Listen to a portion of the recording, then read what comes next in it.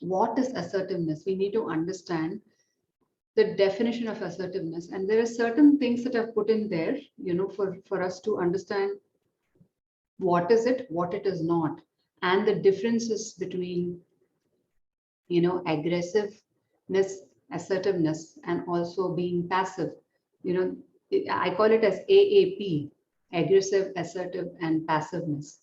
And uh, there is a very, very strong linkage of this to being self-reliant, because when one has to voice an opinion, uh, you need to express thoughts, feelings, emotions.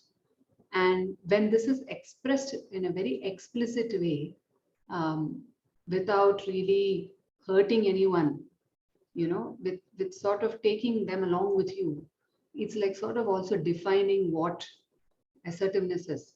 So, if you go and look at the dictionary definition of assertiveness, there are various definitions that is there: an honest, direct, and appropriate expression of one's feelings, thoughts, and beliefs.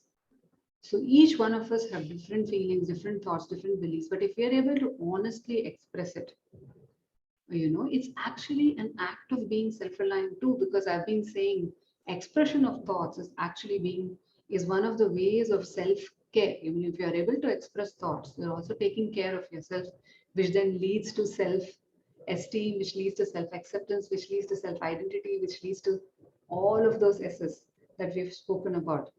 Self-confidence, and then self-care. Expression of thoughts is actually one of the ways of taking care of yourself. So if and we struggle with this because of so many influences, emotional baggage that we might have that we carry based on past experiences that we might have had in our lives. So this, of course, is the definition of it. And having talk to you about the definition, there is a Venn diagram which is very, very beautifully shown as to what is assertiveness, what is aggressiveness, and what is passiveness, and how, like, sort of assertiveness plays an important role in the expression of thoughts, feelings, and emotions.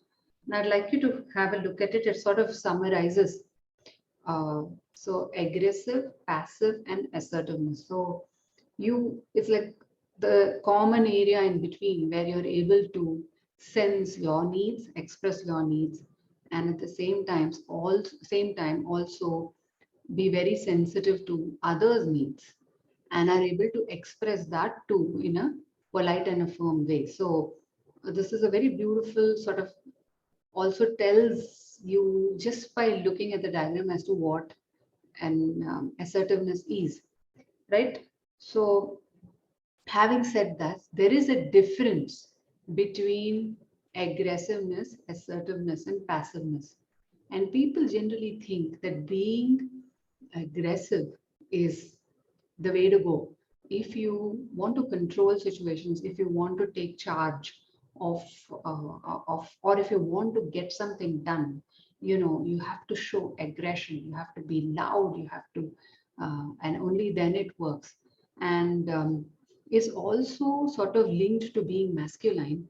And so a lot of women think that one needs to be aggressive to be a leader or to take control, or one needs to be like a man. And especially women, they feel that one needs to be like a man to sort of be at the leadership position, which is not really the case.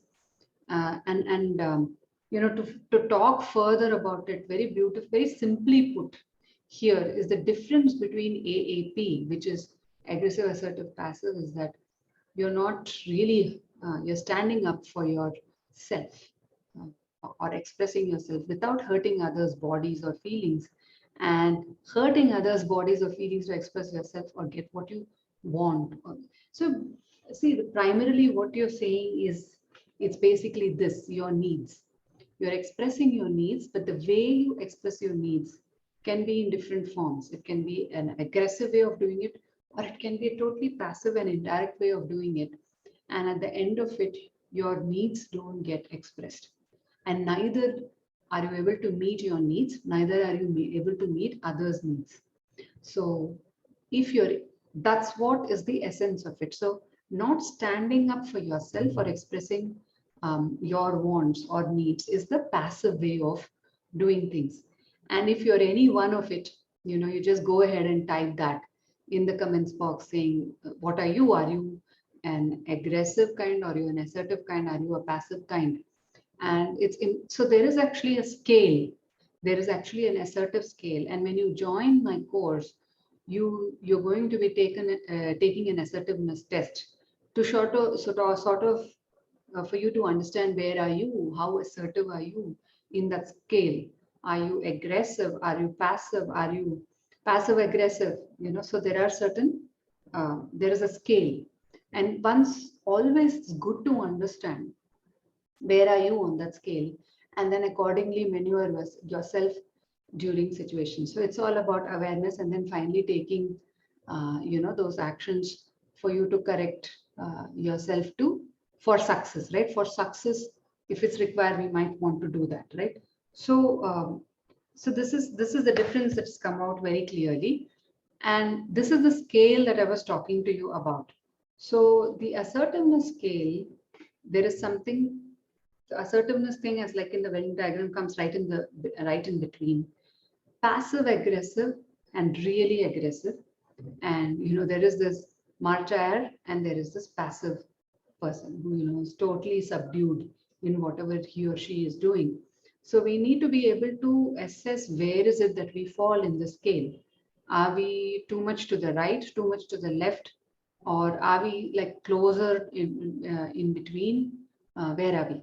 So this scale, while it is shown here, certain questions will make you understand where are you on the scale, and that becomes extremely important for us to then take steps towards being better in our assertiveness sort of quotient, so to say, because we need to increase that on a day-to-day basis.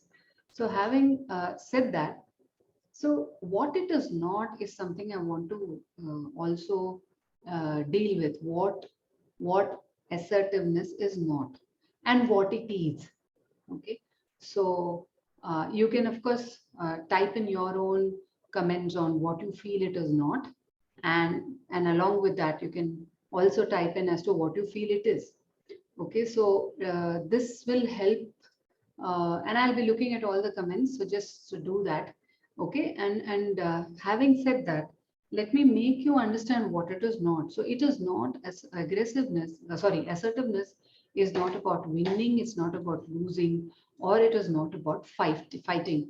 Because because aggression comes from a space where you want to win. Aggression comes from a space where you're radiating the energy that I win, you lose. Aggression comes from a space where you're saying, I'll fight it out to crack this, right? So that's being really aggressive. Assertiveness is not about winning it or losing it or fighting it. What it is, what it is definitely is what we need to understand. If we understand what it is not, then it becomes very easy to understand what it is. So what it is not definitely is that it is not winning, it is not losing, it is not fighting. But what it is that it is a type of behavior which we are actually demonstrating. So you please type demonstrating in the comments box and say, so what is the type of behavior that you're trying to demonstrate? It is about planning. It's about win-win. It's not about winning, losing. It's not about, fighting. It's about win-win. So typically you will see that assertiveness is between two parties, isn't it? So you're trying to assert yourself because there is an opposite party and you're trying to make your point. So both the parties need to be in a win-win situation, right? And it's about listening and it's about self-control, because at times, even if you are angry or irritated with the person opposite of you, you control yourself, calm yourself, and with that inner balance, which we have sort of learned during in our self-respect, self-trusting, self-identity, self-care, all of that will lead actually to self-control, isn't it? And so it's about planning, it's about win-win, it's about listening, and it's about self-control. So you can just type PWLS, which means planning, the win-win, listening, and self-control. So this is what we need to understand. It is a behavior. It is a type of behavior. Okay, it's not something out of the blue that's coming from nowhere. It's how we behave, and that always behavior is in our control, definitely in our control, because we are making those choices of behavior, whatever it is, right? And what it has is that the behavior is nothing but ABCs of communication. Okay, so the behavior of assertiveness is basically for you to understand the ABCs of communication. And that's what I'm going to explain to you. Okay, so let me just reduce this. Yeah. Okay, so it's about ABCs of communication. So let's understand what is the A, B, and C of communication for you to be assertive. Okay, so the first one is A is equal to affect. How effective are you? Okay, and what comes under this is again very, very simple. So if you remember A, B, C, you become a assertive, or you start implementing the behavior of assertive, because it's a type of behavior. We need to understand it's a type of behavior, and it is a choice we make to be assertive. It's very easy to swing between the extremes of being aggressive and being submissive, but assertiveness is in between. So and that's what is the choice we make, right? So making sure you know about your feelings before you communicate to someone else. Many times what we do is, when we are communicating, we ourselves don't know we don't know what is our need, we don't know what is our feeling. So what happens is, we are just blurting it out as to, why did you do this, why did you do, what is so it just goes out of control, because you yourself have not assessed your own feelings. So if you are able to take that back step and assess your own feelings before you communicate to someone else, you already have started becoming assertive. And it is you, like, you're fully reconciled yourself to the reasons, your thinking needs, your thinking rights, your thinking ideas, and profits at the end of the day. So if it is a transaction between two people, okay, so you the way you look at it is, you're reconciled between in yourself, that it is about how you reason, how are you going to think needs, about how your needs are going to be met, in terms of, first of all, understanding your feelings and your needs before you communicate. And which, if it is a business deal, it will lead to profits. If it is rights, what is it that is your right, what is it that other opposite parties rights.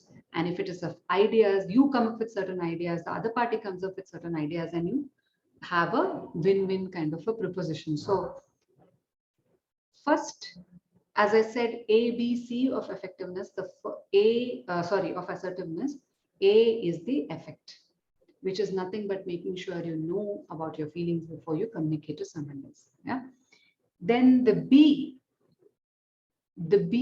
of is nothing but the behavior. The B is nothing but the behavior. So you need to be consistent, cordial, and clear. So if you are continuously saying something and not doing it, it's not being consistent. But if you're saying it in a way which is extremely aggressive, and is very has the energy of blame, has the energy of anger, that doesn't bring clarity. Okay, so we need to be, like, one of the sessions I said, for self-care, right? We need to be very, very attentive to communicate, right? We need to be extremely attentive to, for any kind of communication, whether even if it is a communication with self,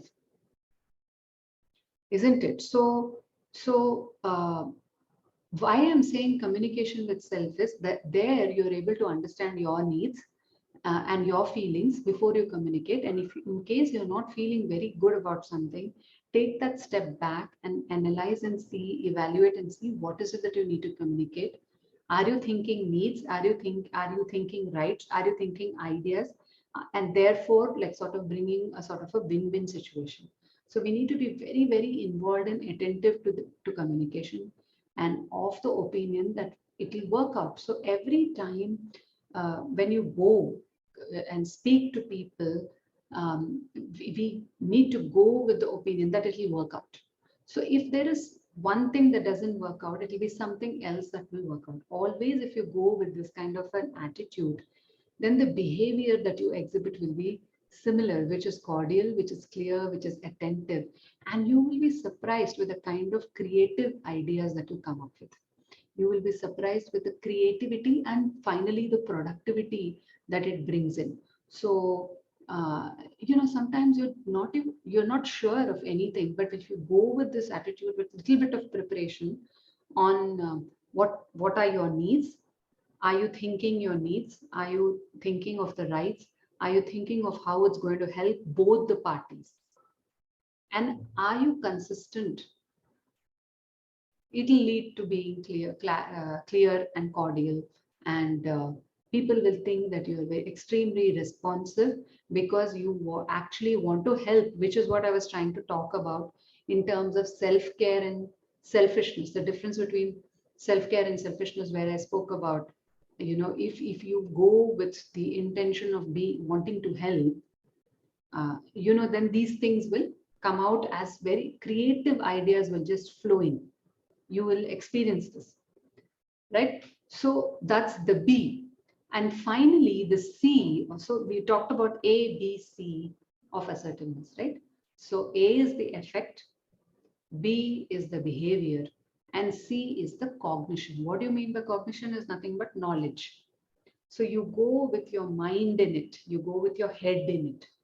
Okay, not really heart here. You have to go with your head in it, because when you're being neutral, you are thinking, evaluating, and you go with your head.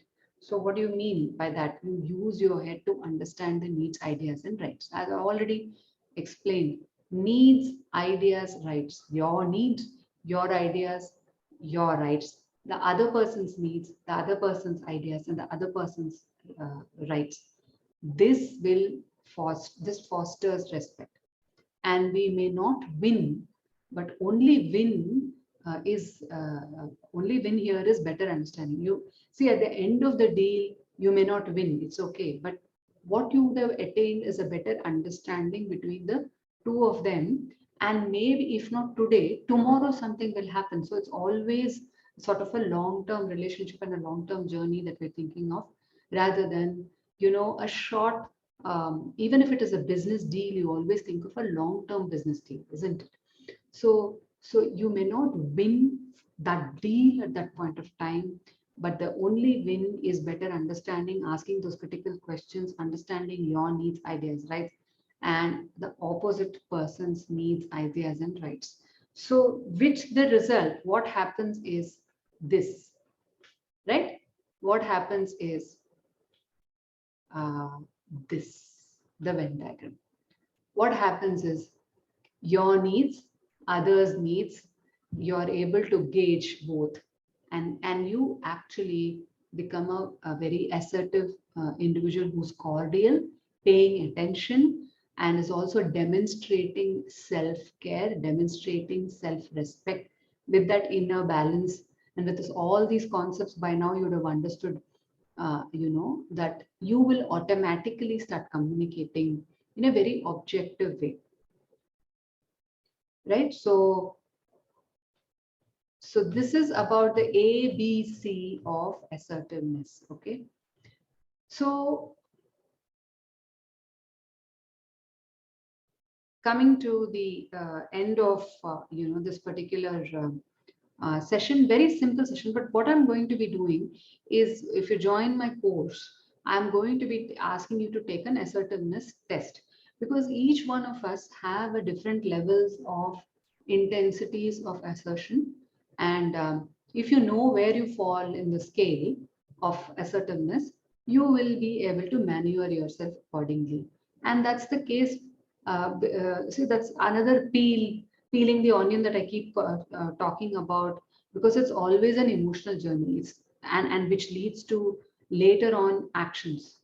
But when it comes to being self-reliant, and when it comes to like sort of taking behavioral actions, one needs to keep peeling the onion.